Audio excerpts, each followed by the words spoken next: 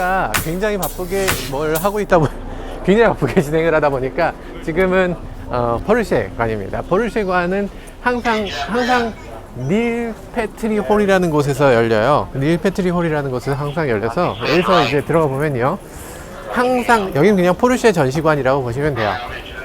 언제나 이렇게 포르쉐가 있고요. 전 지금 처음 와보지만 타이칸이 당연히 예상한 듯이 타이칸이 있고 911이 또 하나쯤 있어야 되죠. 레이스카 당연히 있고요.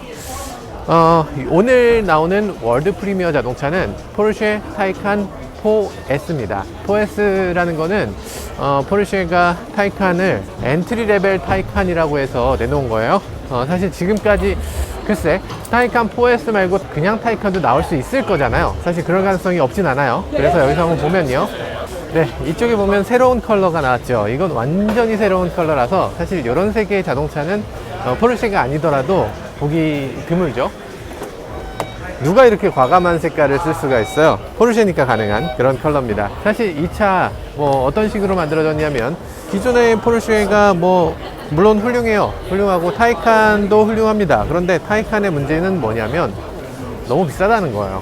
사실 타이칸 터보 S가 그 전에 나왔었는데, 터보 S 같은 경우는 거의 우리나라 돈으로 2억이 넘죠. 2억 몇천 정도 되는데, 사실 이 차 같은 경우는 1억입니다. 딱 한 장으로 만들었어요.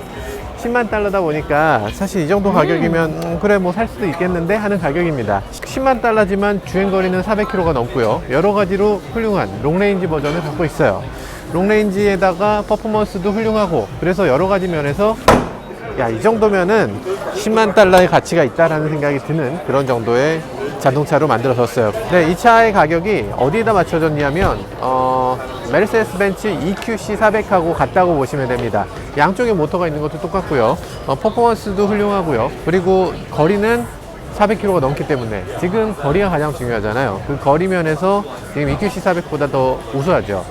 그런데 1억에 팔지는 모르겠어요. 사실 10만 불이니까 1억 2천 정도 되는 건데 1억 2천에 팔까? 여러 가지 면에서 기대보다 괜찮게 나왔습니다. 부족함이 그다지 없어요. 타이칸 터보까지 살 필요가 있었나 하는 생각이 들기도 합니다.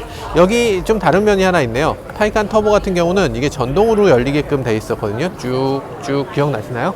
근데 그 전동이 없어지고 이제 수동으로 이렇게 하게끔 돼 있는데, 아마 이게 옵션으로 분명히 있을 것 같습니다. 완속 충전은 여기에, 급속 충전은 요 아래 이렇게 하게 돼 있고요. 사실 이 상태에서 닫으면 어떻게 될까 싶긴 해요. 네, 이게 꼭 이렇게 생겼어야 했을까? 이거 열어놓으면 안 되나? 이거 열어놔도 별로 문제될 것 같지 않은데 굳이 이걸 따로 캡을 만드는 이유는 잘 모르겠어요. 꽂으면 여기 불이 들어오고요. 나 이제 뺄래, 스톱 하면 이걸 눌러서 스톱할 수가 있죠. 사실 이게 코드 꽂기 조금 어렵거든요. 이게 약간 위로 올라가기 때문에 코드가 이렇게 지나가니까 괜찮은데, 여기 이렇게 위로 올라가는 것도 굉장히 섬세하네요. 보통 이제 옆으로 만약에 간다고 하면 코드가 옆으로 가야 되기 때문에 되게 불편할 수 있을 것 같은데, 이렇게 되니까 편한가? 아마 전동보단 조금 불편할 것 같아요. 근데 이거 전동으로 되는 경우는 포르쉐가 말하기로는 겨울철이 되면 이게 얼어버릴 수 있기 때문에 모터 토크를 향상시키는 기능이 들어있다고 합니다. 더 모터를 향상시켜서 겨울에는 더 강하게, 여름엔 좀 살살 이렇게 여닫도록 만들어 놨대요. 그래서 열리고 닫히는 속도를 똑같이 한다고 합니다. 참 쓸데없는 기능이지만 참 독일인스럽다고 할 수 있죠. 트렁크 공간이나 이런 것들의 크기는 뭐 똑같고요. 나머지를 봤을 때 요 색깔 정도 돼야 이제 타이칸 진짜 포르쉐 같은 느낌이 이제 든다, 이런 생각이 들고요. 네? 타이칸 터보보다 훨씬 더 저는 상품성이 높다고 생각됩니다. 타이칸 터보에서는 우리가 조금 실망했던 이유는 비쌌기 때문이거든요. 근데 이 정도면 포르쉐 중에 가장 싼 편에 속해요. 포르쉐 지금 우리가 생각하는 포르쉐 가장 싼 게 얼마예요? 대충 한 뭐 박스터라고 해도 8천만 원 정도 하잖아요. 그러니까 가장 효율이 높은 포르쉐면서 가장 저렴한 포르쉐이기도 한 그런 4인승 포르쉐입니다. 이 정도라면 사실 해볼 수 있지 않을까, 한번 도전해 볼 수 있지 않을까 하는 가격이에요. 뒤에 앉아보면 모델 3에서 많이 우리가 봤듯이 천장을 유리로 만들면 머리 공간이 한참 더 생겨요. 그래서 천장을 유리로 만들었고요. 이건 유리가 아니고 폴리카보네이트인가요? 다들 얼마나 많은 사람이 두들겼는지 여기 두들긴 흔적이 있네요. 네, 유리인 것 같습니다. 유리인 것 같고요. 무릎 공간이나 머리 공간이나 뭐 그런 데로 잘 나와요. 그리고 뒷좌석에 이 시트 엉덩이 부분도 꽤 넓습니다. 이게 사실 포르쉐가 이렇게 혜자스러운 공간을 준다고 이럴 이유가 뭐가 있지? 라는 생각이 드실 텐데, 엉덩이 부분에 배터리를 넣어야 되기 때문에 이 공간이 조금 더 생깁니다. 그리고 가운데에 센터 터널이 좀 있는데, 그것도 마찬가지로 배터리가 들어가는 공간이에요. 배터리가 들어가는 공간이고, 이 부분은 배터리가 들어가지 않는 부분이기 때문에 이 아래쪽으로 파놨어요. 그래서 배터리가 들어가지 않는 구멍을 사방으로 좀 만들어 놓은 겁니다. 그래서 시트 포지션을 최대한 낮출 수 있도록 만들었어요. 시트 포지션이 낮기 때문에 훨씬 더 스포티하고 스포츠카를 타는 것 같은 느낌을 네 사람이 다 공유할 수 있는 거죠. 지금 켜있지 않은데 터치패드가 있어서 그래서 여기가 조금 더 고급스럽게 보이는 부분도 있고요. 실내가 1억짜리 차라면 충분히 납득 가능하다. 1억이라면 그래, 실내가 조금 아쉬울 수 있는데 1억이라면 용납이 가능해, 뭐 이런 정도의 실내를 보여줍니다. 자, 하이칸 같은 경우는 우리가 여러 가지로 봤지만, 잠깐만, 이쪽은 뭐야? 아까 저쪽은 그렇다 쳐도 양쪽으로 있어? 왜 양쪽으로 있죠? 왜 양쪽으로 있는지를 모르겠네요. 이쪽은 지금 완속 충전 케이블 꽂는 데거든요. 완속만 있고 저쪽은 급속과 완속이 있어요. 모르겠습니다. 왜 양쪽으로 있을까요? 누구한테 물어볼 수 있는 사람도 지금. Two outlets, one on each side. I forget. They're So different. one is the AC side, so J1772 on one side. The other side is CCS combo. Yeah, AC. yeah. Both technically both sides can do AC because the CCS really? combo can do. Wow. Yeah, so DC is only on the passenger side. Oh, that sounds nice. Yep. Thank you very much. No problem.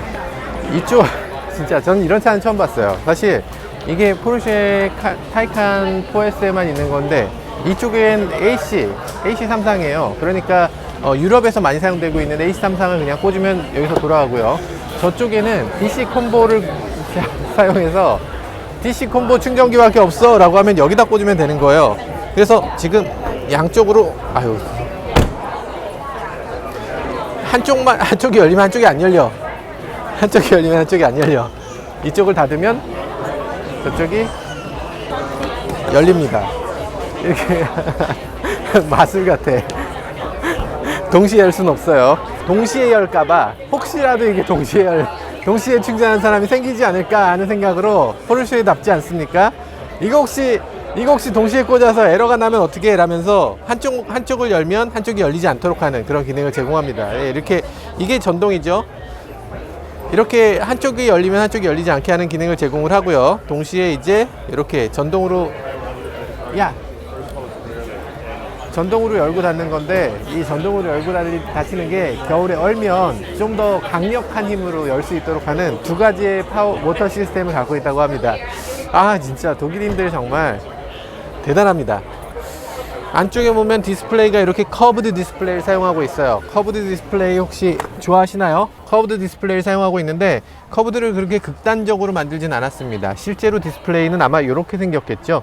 이렇게 생겼는데 요걸 이렇게 가리고 요게 마치 둥근 디스플레이를 사용하는 것처럼 보이게끔 그렇게 커브드 디스플레이를 하고 있어요. 근데 요 부분이 약간 엣지가 없긴 합니다만, 요게 가운데가 지금 OLED가 아니기 때문에 회색으로 보여요. 이 검정색 디스플레이가 회색으로 보이는 부분, 이 부분을 확실하게 검정색으로 보이도록 OLED로 만들어주면 좋겠는데, OLED의 그 번인 현상이라든지 이런 것들을 좀 막아줄 수 있는 그런 시스템이 되면 좋겠습니다. 지금까지는 OLED의 번인이 조금 걱정되기 때문에 아마 OLED를 아직 못 쓰고 있는 것 같은데, 그 부분이 조만간 해결될 수 있겠죠. 네, 어쨌든 지금은 그런 게 있습니다. 타이칸을 봤을 때 많은 분들이 인테리어가 그렇게 고급스럽지 못하다라는 얘기들을 많이 했어요. 저도 그렇고요. 사실 그 인테리어 많이 좀 향상된 것 같습니다. 뭐 이런 것들 다이얼들이 저는 까딱까딱까딱 했거든요. 이제는 그거보다는 훨씬 나아졌다. 그리고 이 부분도 완전 플라스틱 느낌이었는데, 이 부분도 이제는 그렇게까지 플라스틱 느낌은 아니다, 이런 생각이 들고요. 사실 그리고 포르쉐가 뭐 그렇게까지 럭셔리한 메이커는 아니었어요. 포르쉐는 스포츠카이기 때문에 정말 깔끔하고 정말 잘 만들어지면 됐지, 거기에 인테리어를 뭐 되게 화려하게 뭘 바르고 이런 브랜드는 아닙니다. 그래서 이 정도라면 나쁘지 않다, 충분히 납득 가능하다, 그런 인테리어예요.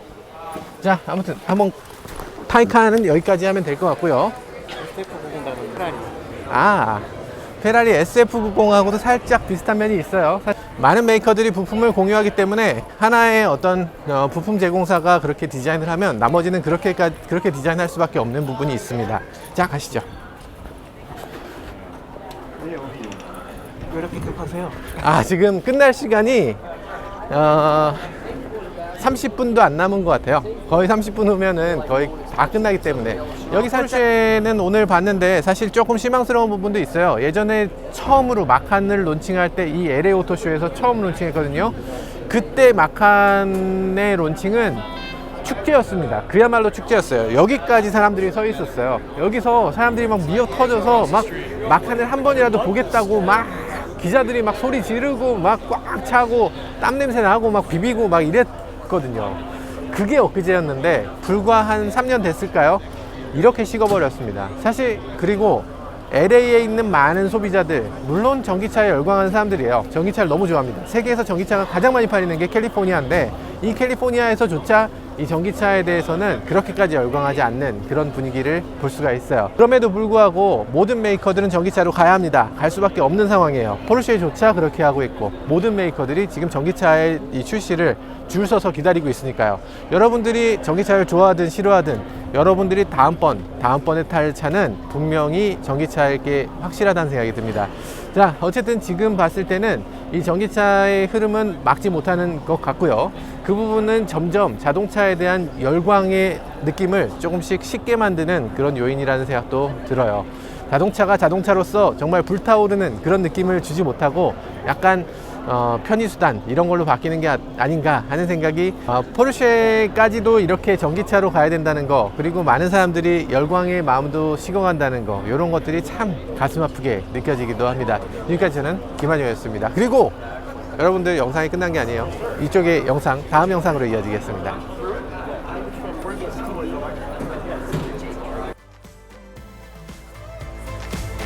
The future is now. 아니더라도 보기 드물죠.